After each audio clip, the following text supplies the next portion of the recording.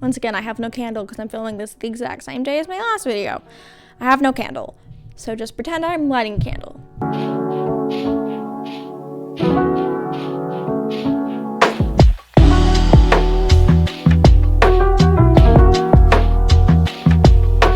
Hello, welcome.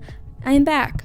I'm filming this quite literally right after I filmed my blindside one. I know. Okay, and I also want to say, I'm not 800 pounds. I just wear really baggy clothes. That's just, my gender dysphoria is eased if I wear really baggy clothes. I got my papers, my visit notes from my psychiatrist. I formally requested them and they were accepted.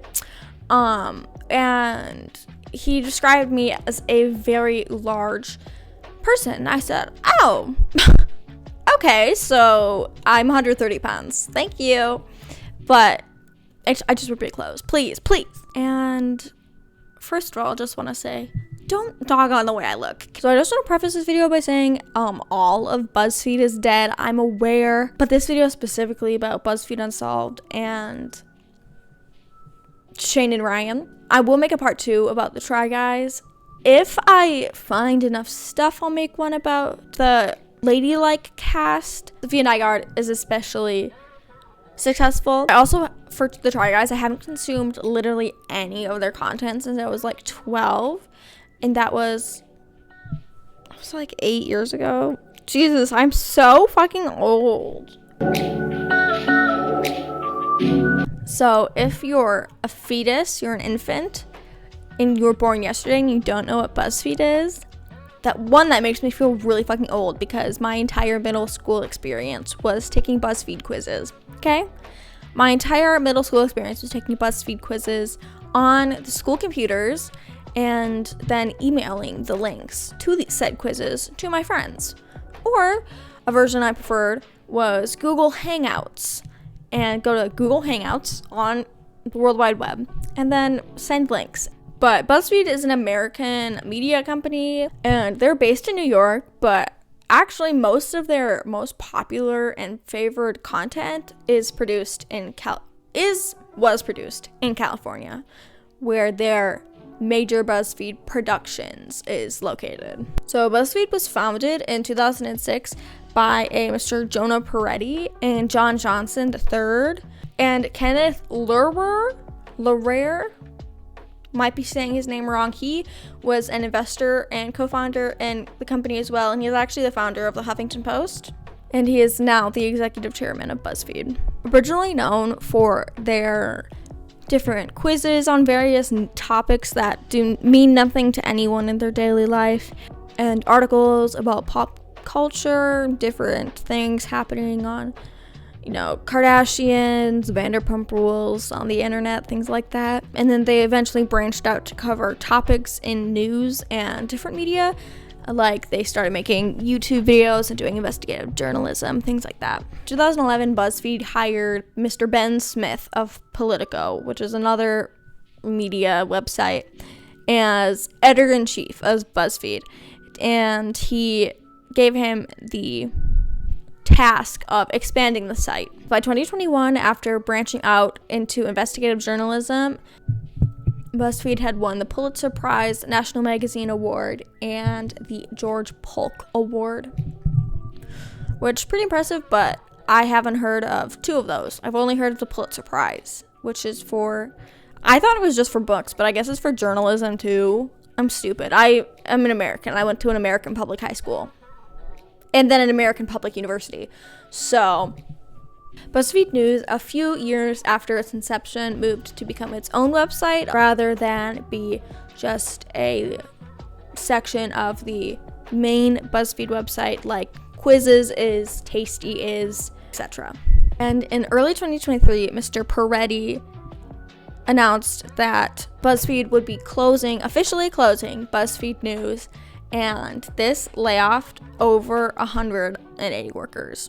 And instead of BuzzFeed News, they're going 100% into the Huffington Post. Yeah. And in 2014, let me POV this for you, Tumblr Y'all remember fucking Pic Collage? Did y'all also use Pic Collage as a form of social media? Anyone else? Vine. I had a Vine as well. In this era, this period of time. So POV.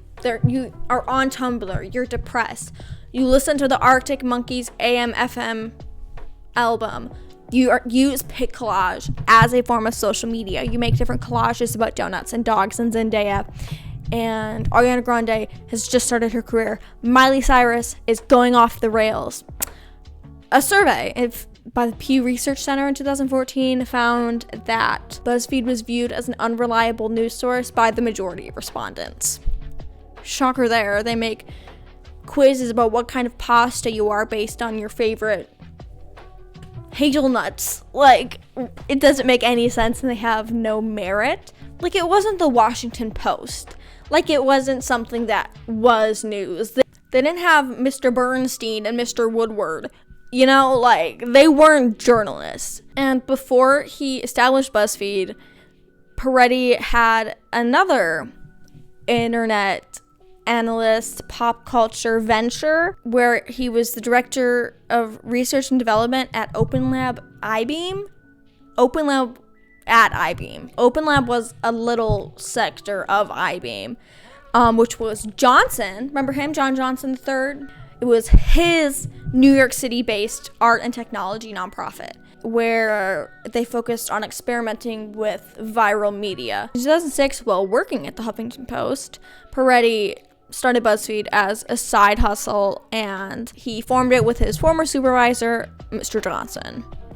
And BuzzFeed actually originally had no editors, writers, anyone except for Peretti and Johnson, and it was just a, quote, algorithm to cull stories from around the web that were showing stirrings of virality. And then eventually, after it took off a little bit, he hired curators to help describe and push and use, essentially, to the masses what links and stories were found using this algorithm. And in 2011, Ben Smith was hired to hone down BuzzFeed's news section. They decided that they wanted to become more serious in the news/journalism segment of the world, so they hired who better than their former coworker. And like I said, BuzzFeed News separated in 2016 from main BuzzFeed website, but then BuzzFeed also branched out to the newly formed BuzzFeed Entertainment Group, which includes BuzzFeed Motion Pictures. So if anyone watches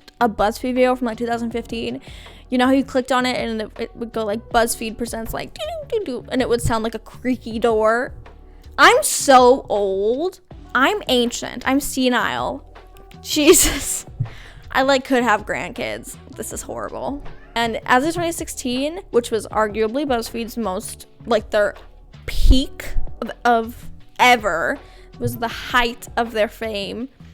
In my personal opinion, in my experience, everyone was taking BuzzFeed quizzes on their school-issued computers. They had correspondents in 12 countries and editors in Australia, Brazil, France, India, Germany, Japan, Mexico, Spain, and the UK. And at this time, which is, again, in my opinion, was the height of BuzzFeed, they had over 1,700 employees worldwide. And on January 23rd, 2019, via memo, the little fucking thing that pops up in the corner of your computer that says meeting at 4:30. They couldn't even take an in-person meeting. BuzzFeed's higher-ups announced that they would be further reducing their workforce because by this point they had been steadily firing and laying off people. 15% of their workforce in all sectors. It wasn't just we're just going to be laying off Tasty, or we're just going to be laying off. No, it was all of the company, and it affected about 200 employees. In March 2022, the top 3 BuzzFeed News editors announced they would be resigning from the company, and that newsroom had faced and would face more voluntary layoffs after BuzzFeed investors encouraged them to pull and shut down BuzzFeed News. And BuzzFeed has notoriously horrendous and poor work conditions, work practices. They're famous, allegedly, don't sue me BuzzFeed, allegedly, for not paying their employees, making the interns do things insane things for an ungodly amount of time, for making incentives to beat out other people by giving people stickers and pins as payment or as kind of encouragement to do things like make X amount of videos before the week's done, get X amount of views on this video, and so on and so forth. And there also, I remember when this was like a thing in like 2016, there were videos that were just like a couple minutes long, but they would get like millions and millions of views, and that was another incentive to get a video to millions of views. You could get like $4 extra or some shit like that. Like, it's crazy. This is a major reason why so many of their top earners, top performers, top producers, top editors, just anyone period left the company. Because I worked at McDonald's, but McDonald's has better work conditions than this. At least we have OSHA rights. Like, now what is BuzzFeed Unsolved? Again, I'm old. I remember when the first episode of BuzzFeed Unsolved came out, because again, I was a BuzzFeed whore in middle school, and I watched that damn video with those people in this like 6-minute video of them German people with their heads cut off. I said, life was forever changed. That is such like a deep memory in here, because it was so long ago. I'm old.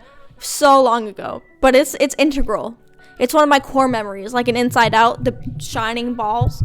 Yeah, that's one of my shining balls. BuzzFeed Unsolved was a web series on BuzzFeed's original YouTube channel. It was created by Ryan Bergara, King, Lord and Savior, and originally co-hosted by Brent Bennett, but at the end of 2016, he was replaced by Shane Madej, our fellow Midwestern icon himself, a fellow Pole. And the show went over 2 types of mysteries that were unsolved. They went over supernatural mysteries and true crime mysteries. So like I said, the first episode ever was the unsolved case of like the Hoxenblocken whatever farm. And then supernatural, they would go to different locations around mainly California, but they went to Mexico, they went to the UK, they went to a bunch of different states. They did a lot.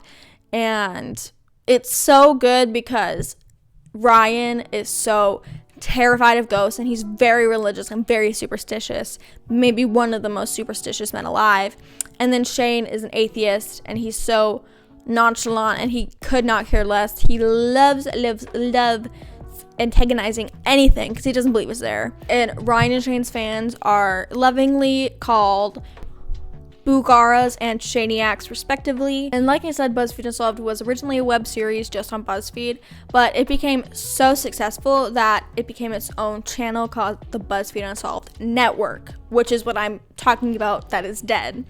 BuzzFeed Unsolved ran from 2016 to 2021 when Ryan and Shane did their due diligence, said goodbye to BuzzFeed as a company, and created their own entertainment company called Watcher Entertainment. And the BuzzFeed Unsolved Network did not only post Shane and Ryan's adventures, mysteries, videos, whatever. They posted different crime and supernatural stories, takes by different people. It wasn't just exclusively Shane and Ryan's BuzzFeed Unsolved. And they formed Watcher Entertainment with the Mr. Stephen Lim of Worth It, which was a BuzzFeed show with, I don't know the white guy's name, but him and then Stephen Lim. And they would go around just tasting food ranging from like $1 to like $5,000.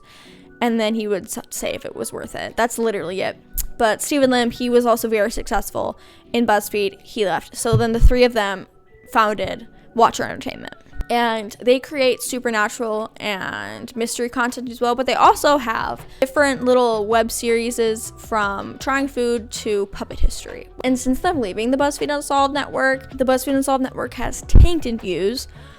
Of the time of me filming this, the most recent video was a month ago, and it only has 30,000 views, which compared to the numbers they were raking in 2015, with each video getting like over 10 million views, and with each of the BuzzFeed Unsolved videos with Shane and Ryan getting millions of views at least, this is a huge drop to the numbers they used to pull. And just like the Try Guys, the people, including myself, originally started watching this content because they were interested in what it would be, and it just happened to be on a very reputable, very famous production company's YouTube channel.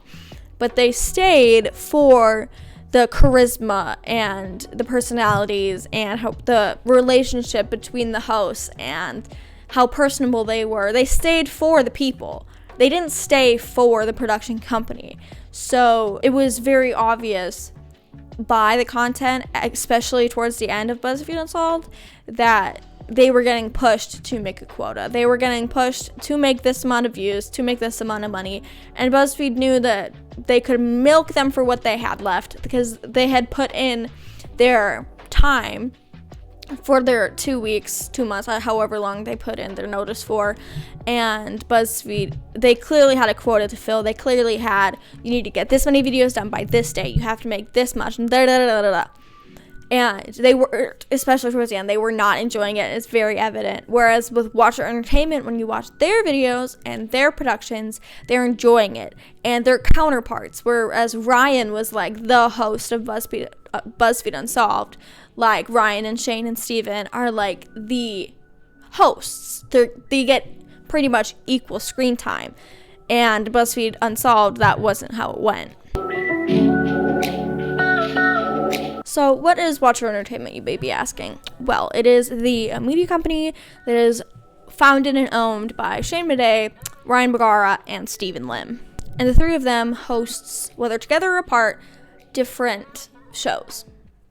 Web series, I guess, on the channel. We have Ghost Files, which is where Ryan and Shane go all over the country and investigate, ghost hunt, different locations. They went to Alcatraz, they went to the Winchester House, I think.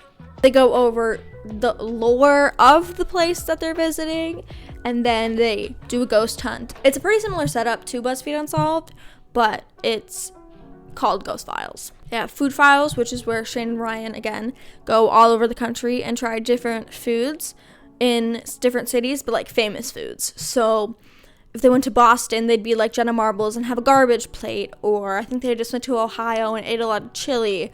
Like, they do regional foods that they taste. Like, if they came to Wisconsin, they'd have some bouillon cheese curds with maybe some beer brats, and definitely a beer. Then they'd hop on over to the Quick Trip. Like, that's what they do. They get a fish fry. They have puppet history, which is great, which is where iconic or important historical events are recounted by a little blue puppet to guests. And hate to expose him, but the puppet is Shane Madej. He's voiced by Shane, but it's told by a puppet who wears like a little Indiana Jones outfit and glasses. They have Mystery Files, where Shane and Ryan go over to each other different mystery cases. Like, they went over like UFOs, different local legends, myths to each other, and then they like theorize about the mystery, like, oh, what actually happened, who was responsible for this, who was responsible for that, like that.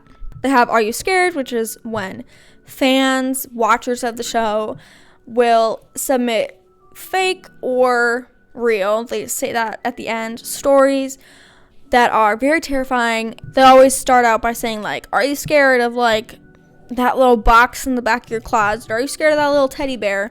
Things like that. And then Ryan just reads them to Shane, and they're accompanied with very well done drawings. I think someone in the production team must do them. That helped tell the story. And then at the end, he'll say, like, so, are you scared? This story was false or true or whatever. They have the show Too Many Spirits, which is when Shane, Ryan, and Steven get very drunk and sit around a campfire and tell ghost stories, which is pretty good because they're really drunk, so it doesn't make any sense. But I have Survival Mode, which is when Shane and Ryan just play video games and try to survive. They have the Top 5 Beatdown, where it's Steven, Ryan, and Shane sitting together, and there's a category, and they have to fill out their top 5 of each category. For example, they had one titled Top 5 DILFs, and they just went down each of their top 5, and they have to defend why it's in their top 5 for that category. There's a series that doesn't have a specific title, but it's where Steven travels around the world and eats food. Like, he went to Korea once. I think he might have went to Germany once. He goes all over. And if any of these shows interest you, I recommend go watching them. Obviously, they don't need me to plug them. I have 4 subscribers, actually. I don't have 3 anymore. I have 4. Just saying. They don't need me to plug them, obviously, but it's much better than BuzzFeed.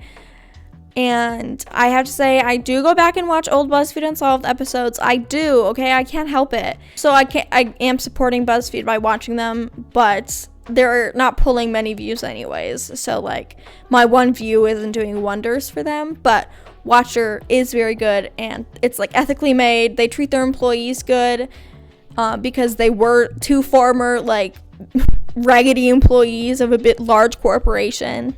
They're also funny because they're best friends, and you can tell they enjoy what they do. In the early days of BuzzFeed Unsolved, they enjoyed it, but as it went on, you could tell it was kind of just droll and dragging along, and they were not having a good time. So, the future of BuzzFeed. BuzzFeed has no future. How do I say this nicely? Hi, Leo. Couldn't have said it better myself.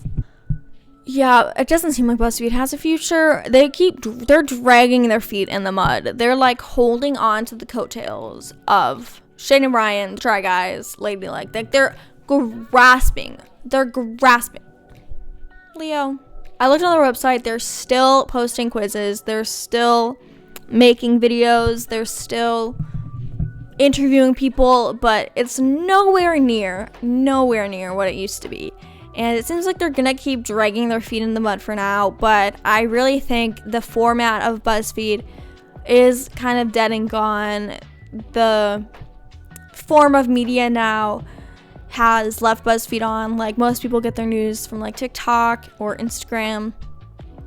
And BuzzFeed, like, nobody is really taking the time out of their day anymore to take quizzes that tell them what kind of garlic bread they are by their favorite types of upholstery patterns. Like, it's just not in demand. And the type of influencing and videos, the format, the content is all different. Most people don't want to watch something made by, like, a large corporation where all the videos have the same setup and all the videos have the same kind of push on them. Like, everyone acts the same, and you can tell it's not genuine, and you know that they're not getting paid well, and it's not personable. It's not like, there's no connection from the viewer to the person making it. Like, it's just not in demand anymore, and it's been gone and dead. But sadly, BuzzFeed as a company, allegedly, don't sue me, please. I'm gonna get my ass sued, and I don't need that. I have, like, no money anyways, and I need to buy a car. But BuzzFeed still seems, allegedly again, to be feeding on hopefuls that are dreaming of making it in a career in journalism or media or acting, that come to Los Angeles or New York City, and they don't know what they're worth, and they don't think they're worth anything, and they'll just take what they can get. And BuzzFeed is there to offer them a seat at a desk where they get paid in 3 stickers a month, and then by the time that they know that they're worth something, then it's, like, too late, and they've been there for 3 months, and they've made no money, and they've made it nowhere in the company that's just been using them for their manpower. So, in conclusion, if this video was me just looking down at my computer, I'm so sorry. I couldn't remember anyone's name. BuzzFeed Unsolved lore I could know, but, like, I know nothing about the BuzzFeed people. Anyways, so BuzzFeed is dead. It has been dead. She refuses to admit she's dead. Go watch Watcher Entertainment. BuzzFeed has been down the drain for a long time. If you want hilarious, fun ghost hunting vids, go out to the Ghost Files. If you want to learn about some niche mystery that you've never heard of ever, go to the Mystery Files. If you want to pretend that a blue puppet is your AP European history teacher, go watch the Puppet History. It's pretty good. So yeah, I'll probably make a part 2 of this to the Try Guys. I'll just actually have to research it, because I have not consumed any of their content in 8 years, and I guess I should maybe just my research on that. This I could do in my sleep because I've been a BuzzFeed Unsolved stan, and then when they left, I'm not a BuzzFeed stan at all anymore, obviously, but I'm still a Shane and Ryan stan, and Steven. Steven's not in so many of the videos. He's a lot of the time behind the camera, but he still slays. He's still an icon. Subscribe if you want, follow me if you want, do whatever, comment what you think about BuzzFeed trying to, and failing to stay in the hand of relevancy. So yeah, peace.